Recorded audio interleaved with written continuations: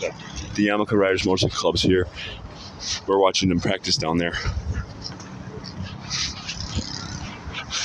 Today is the pre-party for the Mama Tried event.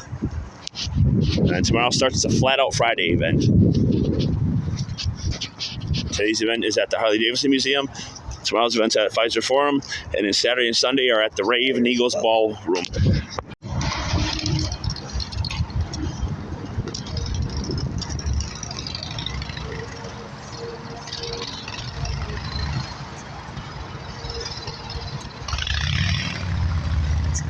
You've never been to the Mama Tried event before, huh?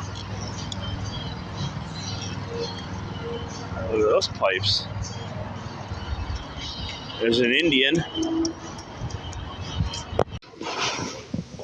They changed out a couple of this. They took out the picture that was here. There's a picture similar to here, but it was a wide view from the side. And they took it out and they put Walter here. So, that's different. Oh, yeah.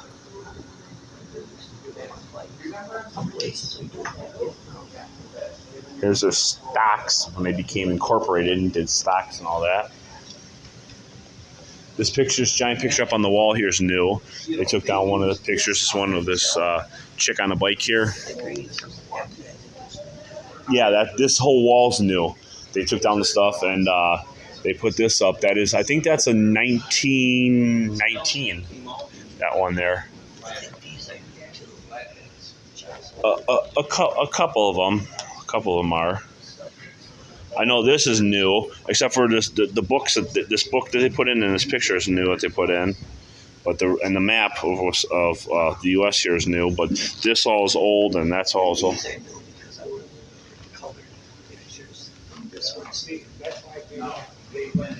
Well, as I said, they changed out some stuff. And then, well, that's been up there. The schematics of that.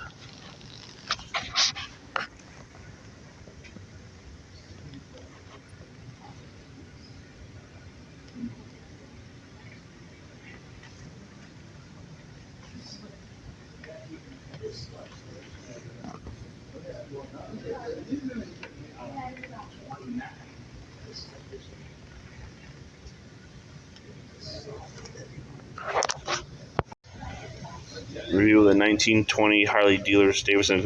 You know Robert Patrick, the T1000.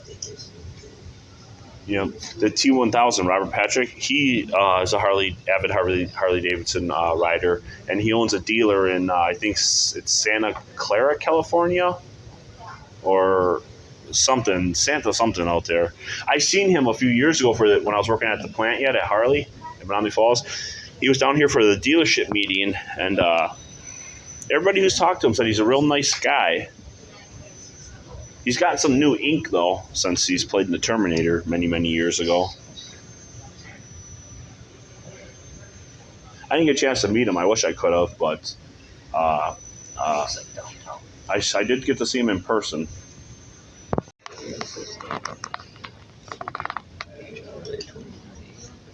'28, '23. It's the 1920s. Right here. Here's the 1918 Jatcha's bike. This Model J Rogers sidecar. Sidecar. I wonder if that's the first year they started building the sidecar. I think so, actually. The picture up on the wall. This is a 1919. And then this little tank here is for like acetylene, because this light wasn't actually a light. It was a flame in there.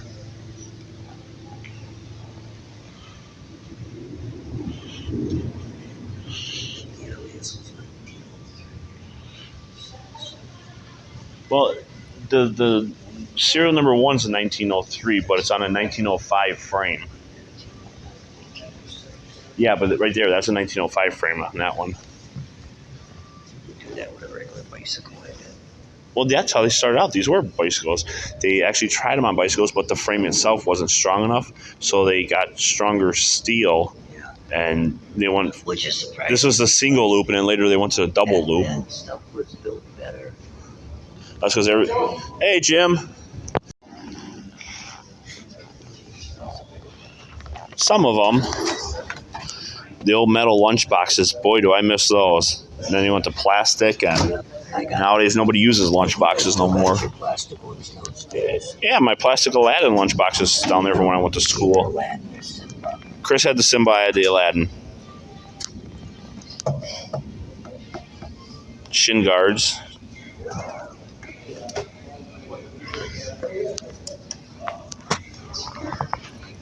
And like I said, 1917 over there. This is the type of motorcycles they would have made when great uncle Alexander worked for the company over here. And then he would have worked on some of these, but when he died in 1941, you know, and that's when he got his second draft card. He got his second draft card because he was drafted in World War One. He went back. He was working at Harley. Went back. He was working at Harley. Got drafted. Went back to work after World War One at Harley. Then when World War II came, they sent him a draft card, but he got sent back to the War Department because he had already died or was killed in action or whatever it said. Because it was dated 1942 on it when they sent him. This is from the factory, the old factory. They used it as flooring here. Railroad ties. And then this is all your World War II era stuff.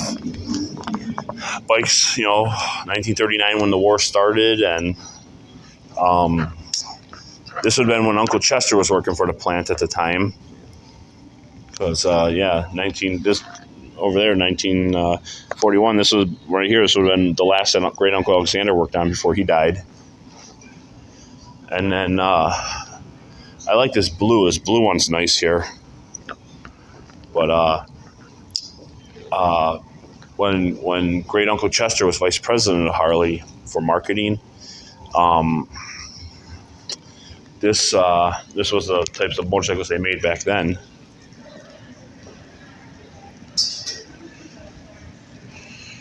Of course, you got the gas tank wall.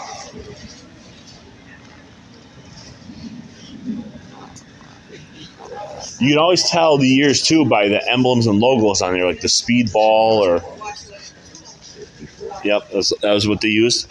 41 is when my dad got doing what they did. Yeah, they do. It's right here. It's that one up there. Yeah, well, it's because everything's not. Then here's one for Auntie Carol's year, 1949. They don't have Uncle Jim's or Uncle Pat's up here. Uncle Jim or Auntie Pat, sorry. Yours has the 1958 has the unique logo here on here, but you also notice on the 57 here because they made different colors at the time. But this was the first logo that Willie G. Davidson worked on when he came to the company, because I think he worked for Ford Motor Company for a while. He didn't want nothing to do with the family business, which is what was sold to me when I worked at the plant. That's a hi-fi white. Well, they call that a Calypso red and birch. Then you got the hi-fi blue. There's Jackie's, which would be this one. Yep. See, I like this type of red and white here too. This type of red is nice too. That'd be the holiday red. 68's would be Dougie's, Carl Jr.'s, and Stevie's. And David. Wasn't David born in 68? Or was he 69? I'm not sure. I have to look. 70 was Tanya or Terry. Well, 69. 70 was Terry. 70. And part of 69 is when AMF, the bowling pin company, bought them out. And then a lot of people complain about the AMF years, but if AMF never would have bought them out, Harley wouldn't be around today. It would have went bankrupt. Amy's is right there, 79. The gray and white. She's one of the last from the AMF era, because by 81, Harley had bounced back and took back control. Red. Yeah, that's my year. This one right here, but it don't look red. No, I was thinking that. Nope. You gotta look at the logo on the gas tank. See, that's the logo. That's the logo from when I know it looks black, but that is nowhere near a clarinet red. This has to be Chris's. Well, Chris has got several of them from her here. She's got the candy blue. That'd be that. No, nope. Look at the logo on the thing on the gas tank. That's this one right here. And then here's the other 85, which is the candy orange. You look at the logo on the gas tank and the logo on the.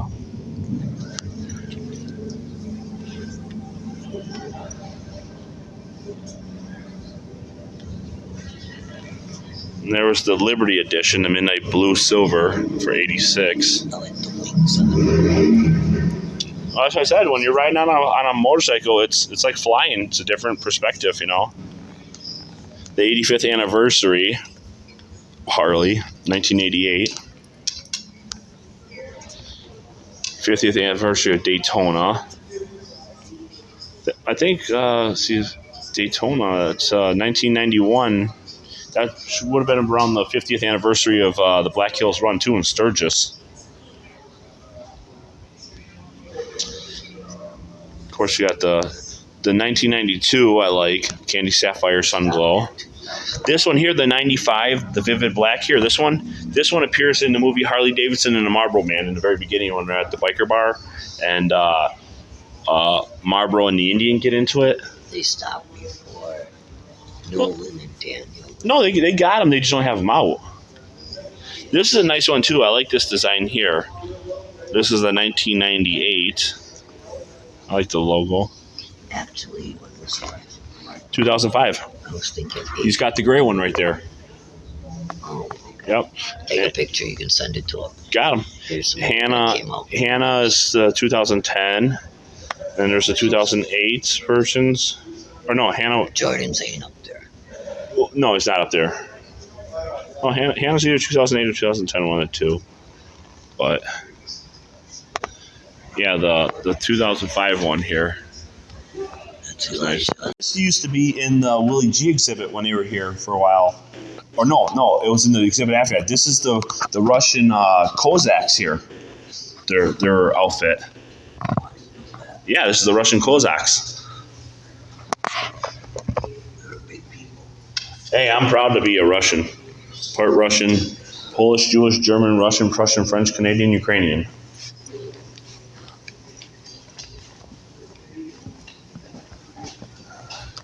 Here's a Mama Tried brand. Like a cattle brand. When you do behind the scenes tours, you get to come back here and view all this stuff. When I had my first interview for Harley, it was right back there in that room. That was for the museum. And when I had my interview for the plant, which I got hired for, I like the pictures on the wall. that was on that powertrain. Now over here, right here is all the bikes they had downstairs. They brought them all. They brought them all up here. The Captain America bike's over there. Well, it's a replica because the original was stolen off the set. But the one under the covers, I think, over there is the Terminator 2 motorcycle that Schwarzenegger rode. Well, the regular bicycles before they started putting motors on them. Well, no, they actually also manufactured bicycles during the time that they were making motorcycles. This is pretty cool here. This thing that was donated. Oh, yeah, this is our archives. Everything's got to be specially treated, you know. I see that picture up on the wall. That's that picture down there, that blue motorcycle with the three boys. The one looks like Leave It to Beaver. That was downstairs. Now it's in the archives here. Eventually, once they get rid of all the Mama Tried stuff downstairs, hopefully they'll put the Terminator 2 bike and some of the stuff back on exhibit. They really should do an exhibit to that. And Elvis, they moved his bike up here by Busha's. I don't know about this section here. It's kind of funny, this floor, this is what the T1000's boots looked like when he started malfunctioning in the steel mill in the deleted scenes. Yeah, let's see, they changed out some of this stuff. Elvis's bike was here for a while. My friend Bill Redenzel works back here. Oh, that's Jim Struss. He works here. He's got a few years left and then he's retired. Here's Elvis's bike. It's 1956 KH side valve V twin.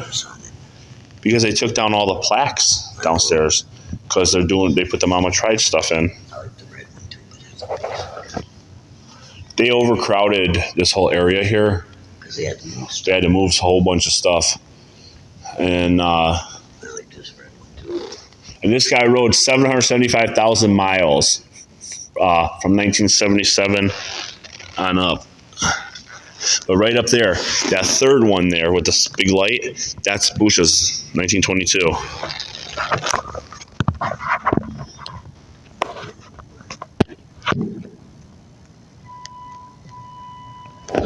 And then we do behind the scenes tour, they take you back in here too. I think it's only $20 to do the tour. But yeah, do not feed the conservator. These are all Juneau Avenue, 1939, 1952, to 1988, and then present they moved them, here about maybe 15 years ago. Here's all some of your engine collections for all their racing bikes. But here's the thing: is Harley never wanted to get into racing ever. They only did it to stay in competition. That's it. Walter Davidson said that only a maniac would race on a motorcycle. Yeah, but as times change, they change. Well, now they jokes they don't care. The company's not run by the Davidson family no more. They own stock in it, but it's like the Harley family. From what I heard, the Harley family don't want nothing to do with the company. That's what I was told at the plant, because of the way it's run today. Yeah, we had that at the plant. Parking, Harley Davidson motorcycles only. All other motorcycles use next lot. That's what it said. 2 to 1. 2. 1 is staff access.